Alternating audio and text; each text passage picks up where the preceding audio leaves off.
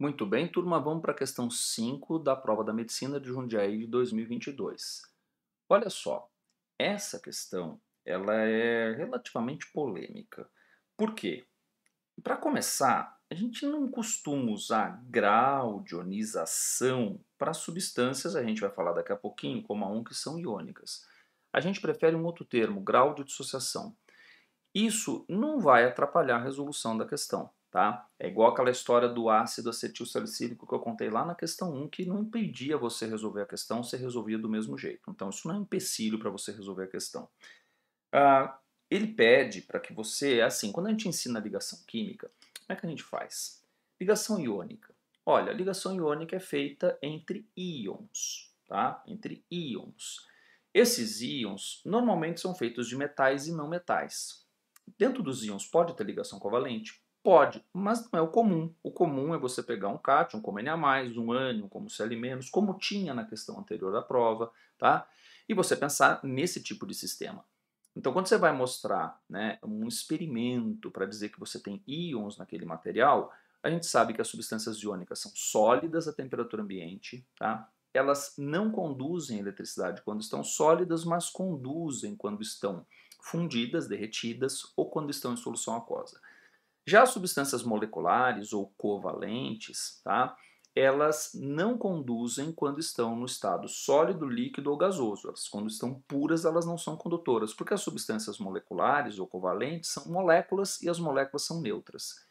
Porém, algumas substâncias moleculares, elas podem sofrer um processo de ionização, de formação de íons, porque reagem com o solvente. É o caso do HCl, que é um gás à temperatura ambiente, que quando reage com a água forma íons.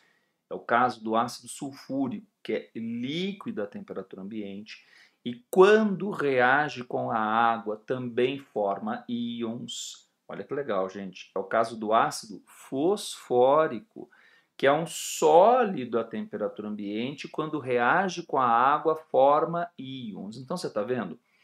Pelo estado físico, sólido, líquido ou gás não são as substâncias que estão aqui, porque ele colocou duas gasosas e uma líquida.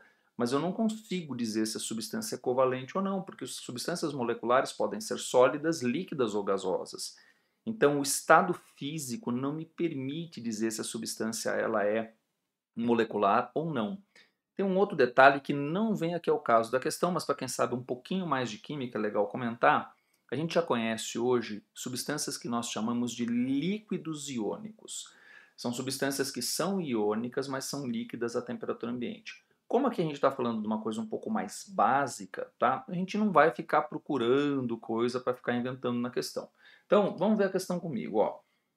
Sem dúvida, eu diria o seguinte, ó, a substância 1 é iônica, porque ela é sólida à temperatura ambiente e ela conduz quando está derretida e quando está aquosa. Tá? Então, isso aqui eu vou classificar para você como iônico.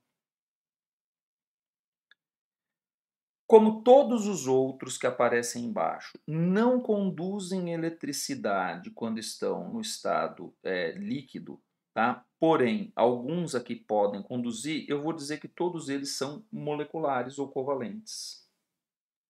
Pode usar covalente no lugar do molecular sem problema nenhum.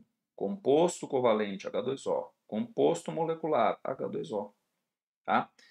Quando a gente fala de diamante, grafite, a gente gosta de falar sólido covalente, tá? Muito bem. Aí o que que acontece? Olha, esse cara aqui é iônico, eu sei que ele é feito de íons por causa desse detalhe. Os outros, o que que eu sei? Esse que ele falou que conduz é porque ele ionizou. Uma substância molecular covalente, tá?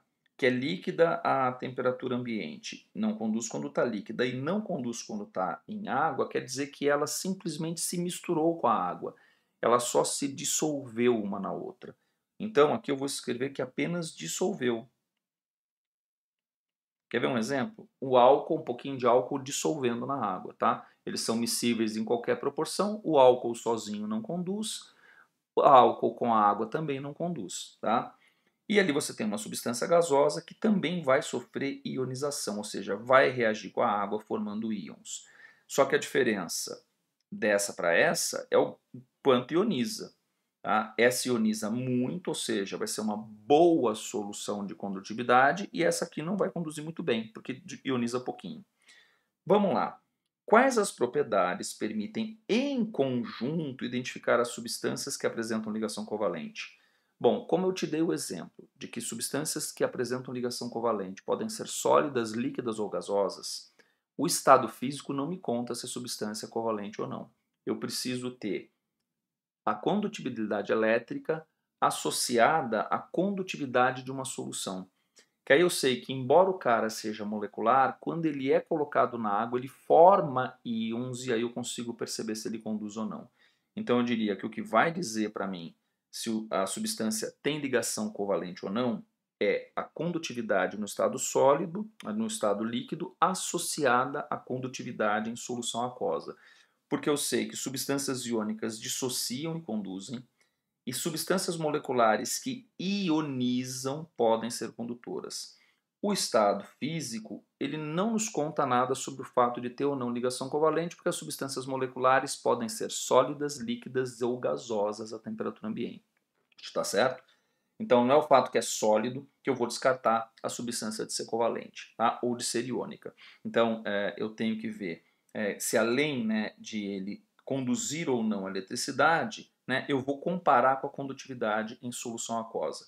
Aí comparando com a condutividade em solução aquosa, eu sei que aquela substância que é covalente ionizou, teve a ligação quebrada, e na hora que a ligação é quebrada forma íons, e é por isso que eu percebo que tem ligação covalente.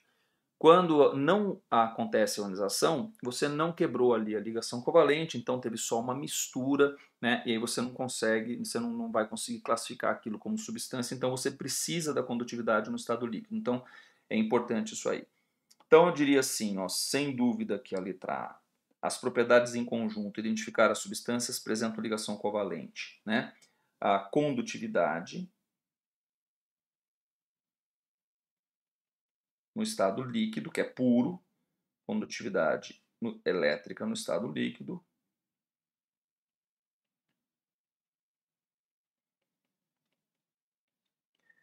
associada à condutividade em solução aquosa.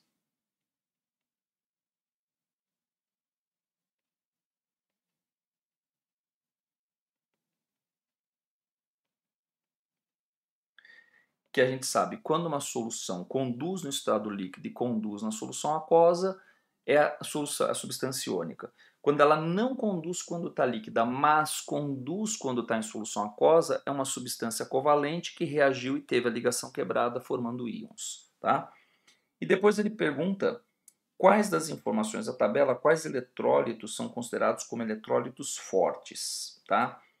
Justifique a sua resposta a partir das informações. Então, eletrólito é aquela substância que, ao ser colocada em água, libera bastante íons. Quanto maior é o grau de dissociação ou de ionização, então aqui seria dissociação e aqui ionização, mas isso não impede você de responder o teste, né? Então, as substâncias 1 e 2 são eletrólitos fortes pelo elevado grau de ionização. Pelo elevado grau de ionização. Aí eu vou dizer assim para você, SIC, quer dizer, assim é no original. Por quê? Porque quando a gente olha a substância 1, deveríamos falar grau de dissociação, não grau de ionização. Mas está tudo certo, dava para chegar na resposta mesmo assim, tá bom? É isso aí, essa foi a questão 5 da Medicina de Jundiaí de 2022.